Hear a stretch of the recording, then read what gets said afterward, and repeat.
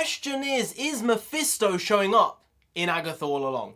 Yes. I'm gonna go no, because there was nothing that came out that said Sacha Baron Cohen was gonna be in this show, because he's an Ironheart. And then it makes me think, wait, are you trying to cross these shows over? Even though you shouldn't be trying to cross these shows over, maybe. We gotta do fact of the day. Page number 128, fact number 4. Per head of population, Britain has 13 times as many accountants as Germany. The UK is a very service sector economy. Germany actually makes shit. Hey. NarendraTheComic. Nonsense. Yes, and right now we're going to be reviewing episode 3 of Agatha All Along, and I'm sensing, I'm smelling, I'm feeling a little bit of a disagreement here, because I think this was the best episode of the 3. The pacing was good, the structure was good, but the acting was a little bit bad.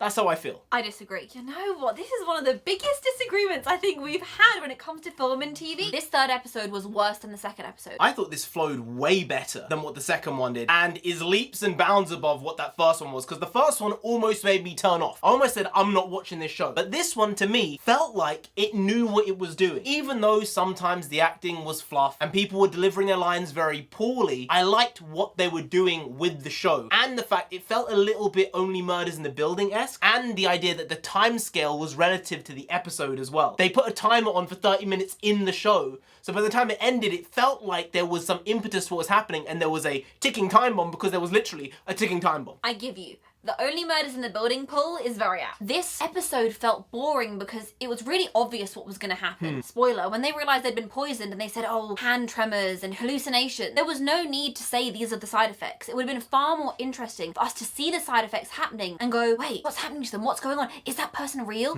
Is this part of the trial? I guess there's 2 sides to that coin. Some people like having a formulaic success, and oftentimes I do if it's really well done. This felt like it was overly reliant on, okay, we need these individual MacGuffins, everyone's in this house, they're trapped in the house. And there were some nice jokes from Sharon about the house. She funny. They landed. She funny. We were actually laughing at her jokes. I was kind of sad to see Sharon her. and Herb, top tier. Yeah, both of them. Everyone else, not given. And why? Because they came from WandaVision. Yeah. And they were cast well from WandaVision as far as I'm concerned. But, let's be clear, we maybe have the entire story basis for the outcome in this episode, and it was predicted in our last video, which is what, Nonsensei? Which is that the young teen is actually Agatha's child who she gave up to get power in the Darkhold. Yes, and now that that's been kind of confirmed, we're going against it, and that is not who this kid is. Exactly. The moment that Jen was telling him about that, I said, okay, it's not that anymore. Now they've put it on the table, they're going to pull it away, it's not going to be that. The teen is definitely Wanda's kid now.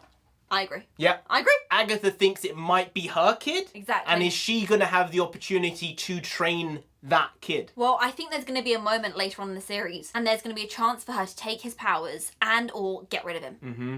And she's not going to do it. Yep. And that's going to be her moment to say, I'm going to raise this child like he's my own, even though he's not, even though he's the child of an adversary maybe. And this is going to be the beginning of this new story for her.